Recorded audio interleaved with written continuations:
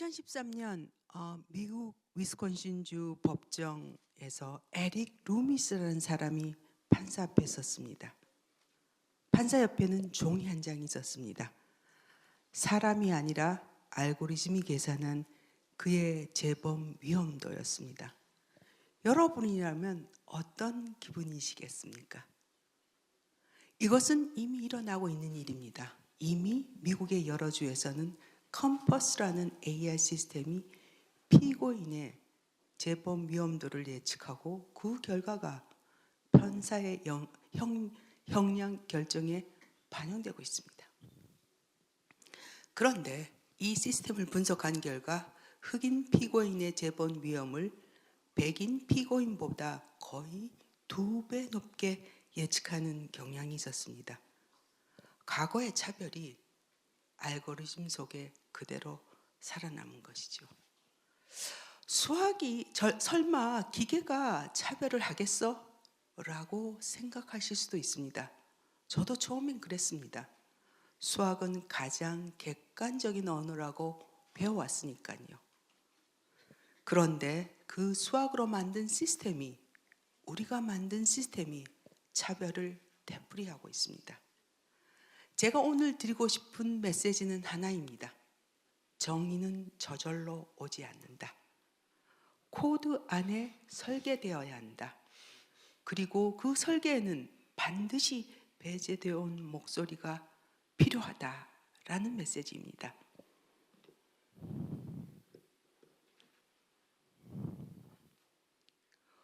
우리는 흔히 과학기술이 객관적이고 중립적이라고 생각합니다.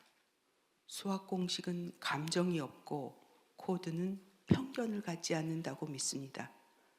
그러나 현실은 다릅니다. AI는 데이터로부터 배웁니다. 그 데이터는 우리 사회가 만들어낸 것이죠. 사회에 차별이 있다면 데이터에도 차별이 있고 AI는 그 차별을 배웁니다. 그것도 누구보다 빠르고 정확하게. 아마존은 2018년에 자사의 AI 채용 시스템을 폐기했습니다. 이 시스템이 여성 지원자를 일관되게 낮게 평가하고 있었기 때문입니다. 생각해보면 당연한 결과입니다. AI가 배운 10년치 데이터 속 채용된 사람은 대부분 남성이었습니다. AI는 그것을 보고 이런 사람이 좋은 지원자라고 학습했을 뿐입니다. 채용뿐만 아니라 의료 진단에서도 남성 중심 데이터로 학습한 AI가 여성 환자의 증상을 놓치는 사례가 보고되고 있습니다. 2025년 네이처에서 발표한 UC 버클리, 스탠포드, 옥스퍼드 공동연구에서는 이 문제가 더 깊다는 것을 보여줍니다. 연구팀이 140만 건의 온라인 이미지와 9개 AI 시스템을 분석한 결과 AI는 여성을 일관되게 남성보다 젊게 묘사하고 있었습니다. 더 구체적으로는 챗GPT에 이력서를 작성해달라고 요청하면 여성의 나이를 평균 1.6세 더 낮게 잡고 경력도 더 짧게 만들었습니다. 그리고 그렇게 만들어진 이력서를 다시 평가할 때 나이 든 남성 지원자를 더 높이 평가했습니다. 편향이 결과물을 만들 때도 그것을 판단할 때도 작동한 것입니다.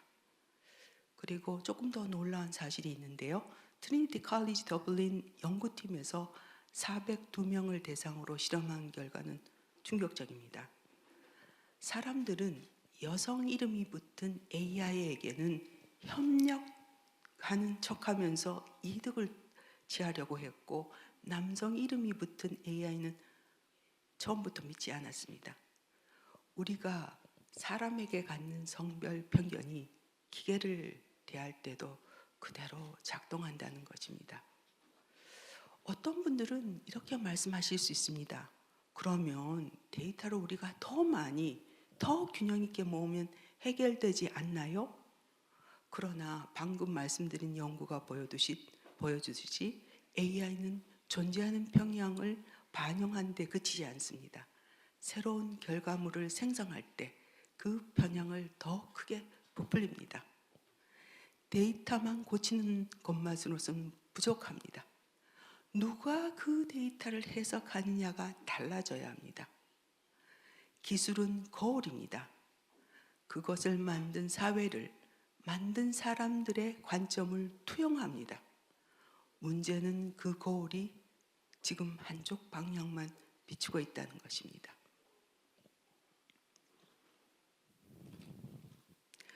그렇다면 기술을 만든 사람은 누구입니까? 전 세계적으로 AI 연구자 중 여성의 비율은 22%에 불과합니다. 핵심 기술을 설계하고 제품화하는 단계로 가면 그 비율은 더 낮아집니다. 빅테크 기업의 기술 임원 중 여성 비율은 한 자릿수에 머무는 경우가 많습니다. 한국의 상황은 조금 더 심각합니다. 숫자는 하나만 기억하시면 되는데요. 54.9에서 12.4. 대학을 졸업할 때 절반이 넘던 여성이 관리직에 이르면 10명 중 1명만 남습니다. 단계마다 여성이 빠져나간 이 흐름을 학계에서는 새는 파이프라인이라고 부릅니다. 그런데 저는 이것이 저절로 새는 것이 아니라 밀려나는 것이라고 생각합니다. OECD 38개국 중 37위. 지금 이 증가 속도로 유지한다면 OECD 평균에 도달한 데는 22년이 걸립니다. 54.9%에서 12.4%로 사라진 그 숫자는 퍼센트가 아닙니다. 연구실을 떠난 여성들의 이야기고 포기한 꿈의 숫자이고 우리가 사회에서 듣지 못한 질문들의 무게입니다. 2025년 미국 국립과학원 학술 발표에 따르면 여성은 남성보다 AI 위험을 약 11% 더 높게 인식했습니다.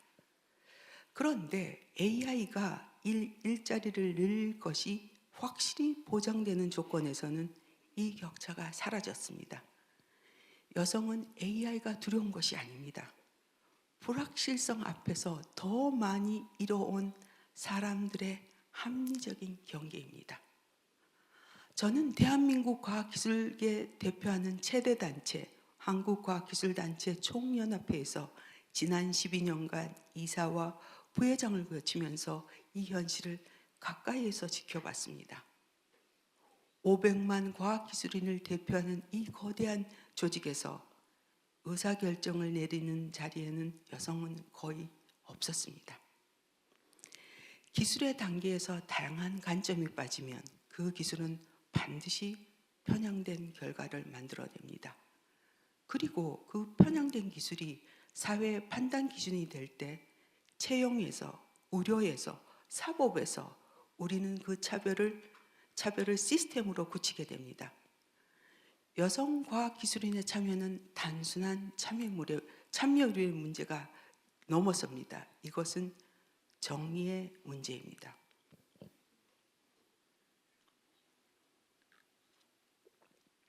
저는 원래 순수수학을 연구했습니다.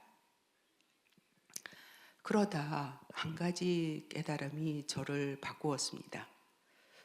누가 수학을 배우는가라는 질문이 어떤 세상이 만들어지는가라는 질문과 직결된다는 것을요. 솔직히 말씀드리면 저 자신도 이 문제를 충분히 인식하지 못했습니다. 수학의 순수한 아름다움에 빠져 있을 때 그 아름다운 언어가 누군가를 배제하는 데 쓰일 수 있다는 것을 깊이 생각하지 못했습니다. 저는 이화여대와 서울대에서 30년 넘게 학생들을 가르치고 있습니다.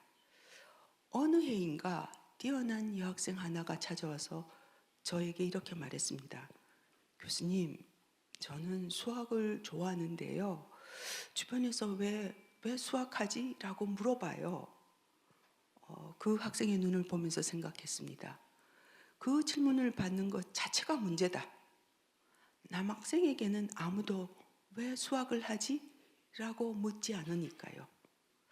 여러분 주변에서도 아마 그런 질문을 받아보신 분이 계실 겁니다. 수학은 AI의 언어입니다. 알고리즘은 수학적 구조 위에서 세워집니다. 그러므로 수학을 누가 배우고 누가 그 언어로 세상을 설계하는가? 이것은 기술의 미래를 결정하는 질문입니다. 저는 세계 수학교육 심리학회 회장으로서 70개국 수학자와 수학교육자 연구자들과 함께 연구하면서 공통적으로 발견된 현상이 있습니다.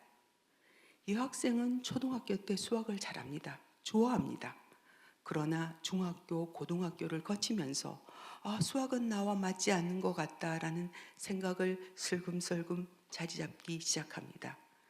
능력이 아니라 환경과 구조가 만들어내는 결과입니다. 교육 환경, 교사의 기대, 사회적 메시지, 이 모든 것이 누가 수학적 사고를 할 자격이 있는가에 대한 보이지 않는 선을 만듭니다. 그리고 그 선은 결국 누가 기술을 설계할 수 있는가라는 경계로 이어집니다. 저는 탐구 기반 수학 학습 연구를 오랫동안 해왔습니다.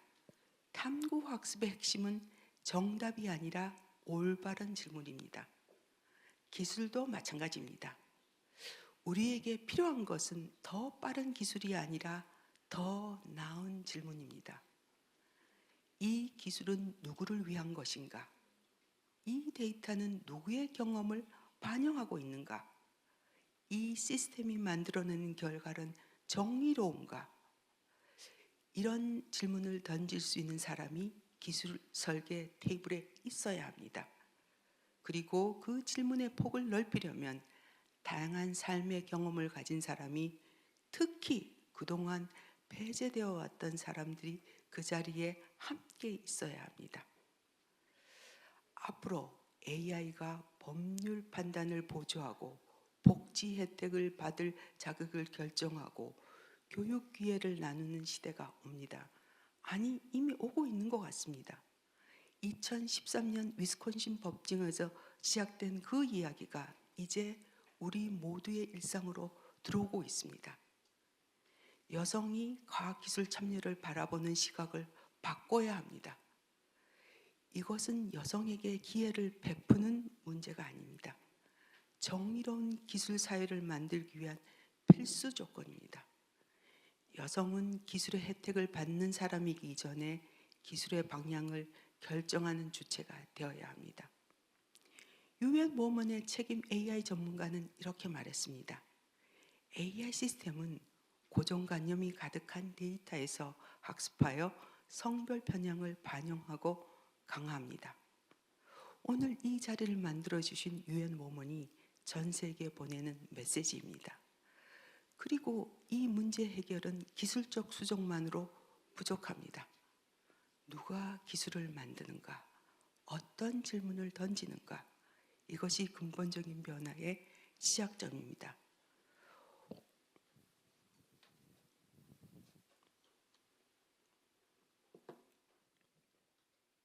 오늘 세계의 날 주제는 Right, Justice, Action입니다. 권리, 정의, 행동. 전 이 단어가 과학기술의 맥락에서 이렇게 번역돼야 된다고 생각합니다. 권리란 무엇입니까? 모든 여성과 소녀가 수학과 과학의 언어를 배우고 활용할 수 있는 것입니다. 정의란 무엇입니까? 기술이 다양한 관점에서 공정한 결과를 만들어내는 것입니다. 행동이란 무엇입니까? 교육 현장에서, 연구실에서, 정책 테이블에서, 지금 이 자리에서 시작하는 것입니다. 저는 한국과학기술단체 총연합회 회장으로 하나의 약속을 드리겠습니다. AI 시대 과학기술 정책을 만들 때 그것이 성별에 미치는 영향을 검토하는 일, 이것을 반드시 추진하겠습니다. 마지막으로 제 개인적인 이야기를 하나 나누겠습니다. 한국과학기술단체 총연합회는 올해 창립 60주년을 맞습니다. 60년 역사에서 22명의 회장이 있었습니다. 그중 여성은 단 2명입니다. 제가 22대 회장인데요. 이틀 전에 취임식이 있었습니다. 그런데 취임식 날 밤, 월요일 밤이었죠. 저는 오랫동안 잠을 이루지 못했습니다.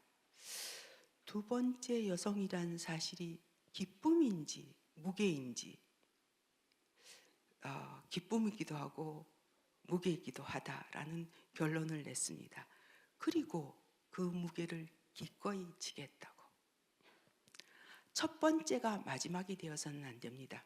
두 번째가 있다는 것은 그 문이 닫히지 않았다는 뜻입니다. 저는 이 문을 더 넓히겠습니다. 세 번째, 네 번째가 당연한 일이 되는 것까지.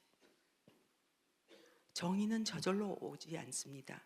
정의는 코드 안에, 알고리즘 안에, 데이터 안에 설계되어야 합니다. 그리고 그 설계에 우리 모두의 목소리가 담겨야 합니다.